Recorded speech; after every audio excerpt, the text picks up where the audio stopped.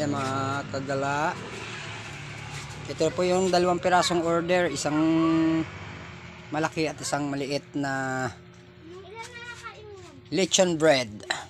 Yan na po siya. Medyo pinalutong-lutong natin yung kanyang balat para talaga siyang parang lechon.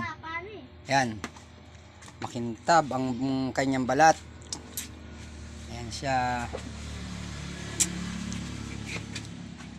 Ito po guys, price nito ay 50 pesos lang po ang isa. Itong isa na to. Ito pong isa ay 60. Yung medyo malaki-laki ng konti. Yan. Magkaiba po ang sukat nila. Isa po yung malaki, isa po yung medyo maliit. Magkaiba po ang timbang nila. Sa timbang po kasi nagbabase yan. Yan po yung lechon bread. Sige mga kagala.